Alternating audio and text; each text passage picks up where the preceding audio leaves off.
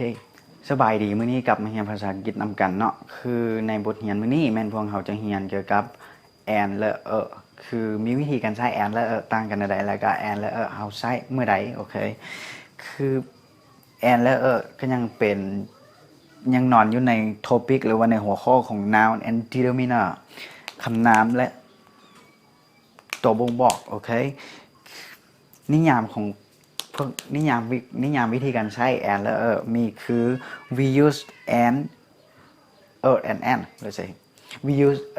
and before the noun when we talk about one thing or a person พวกเราใช้และ and ก่อนหน้าคำนามเมื่อพวกเราเว้าเกี่ยวกับสิ่งหนึ่งหรือว่าบุคคลคนหนึ่งโอเคคือ example a banana มะกล้วยถ้าเป็นหนึ่งหน่วยเขาจะใช้เป็น a banana โอเคแล้วก็ apple มะแอปเปิลหนึ่งหน่วยเขาก็ใช้เป็น an apple แล้วก็ book ปึ้มหนึ่งหัวเขาก็ใช้เป็น a book แล้วก็ประมาณนั้นแล้วก็ pan even you pan ถ้าเป็น big การหนึ่งเขาก็ใช้เป็น a pan โอเคหรือว่าที่เป็นอีหยังก็ตามหรือว่าเป็นบุคคลนะคือเป็น a person หรือว่าที่เป็นอย่างสัตว์แมวบอกเขาดีว่าเป็น a cat สิส่วนโอเคแล้วก็นิยามต่อไปบอกว่า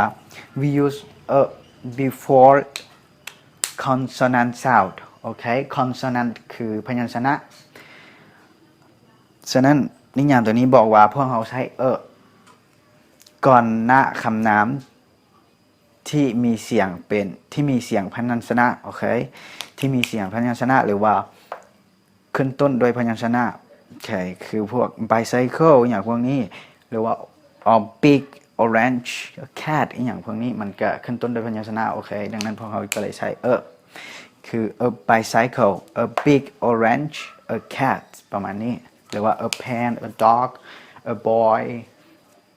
ประมาณนี้เขาชื่อว่าโอเคคำใดที่ขึ้นต้นด้วย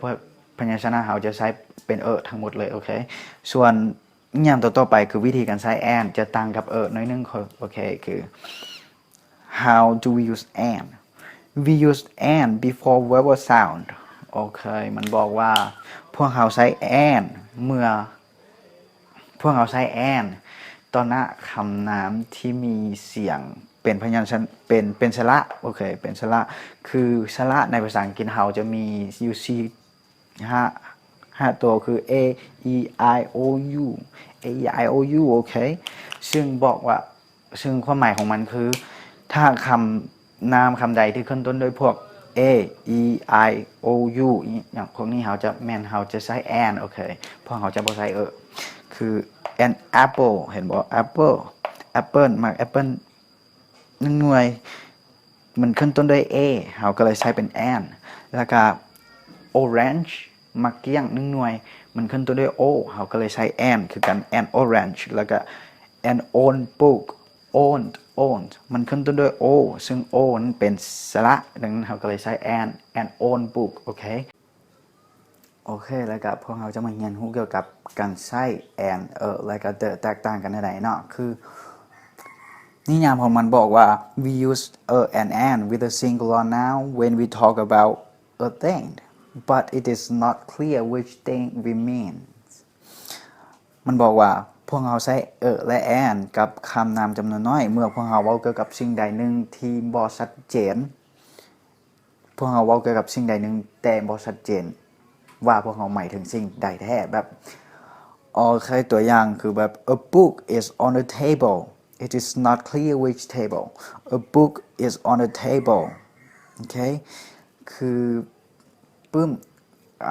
เขาอาจจะบอกว่าปึ้มอยู่ถึงโต๊ะเด้แต่สมมุติถ้าอยู่ในห้องเรียนเนาะมีโต๊ะเต็มห้องบ่มีโต๊ะเต็มห้องมีตังเต็มห้องมีโต๊ะเต็มห้องแล้วครับสิรู้ได้ไดว่ามันเป็นโต๊ะตัวใดโอเคซึ่งเขาจะใช้แบบถ้ามันบ่ชัดเจนเราบ่ฮู้แท้ๆว่าบ่ชัดเจนว่าโอ้มันแม่นอันนั้นหรือว่าอันนี้สินะเราจะใช้โอเคหรือเราจะใช้และ and คือ a book is on the table มันบ่เคลียร์มันบ่ชัดเจนอยู่แล้วว่ามันโต๊ะตัวใดแล้วก็นิยามของ the โอเค the we use the with a singular or plural noun okay when it is clear which thing or things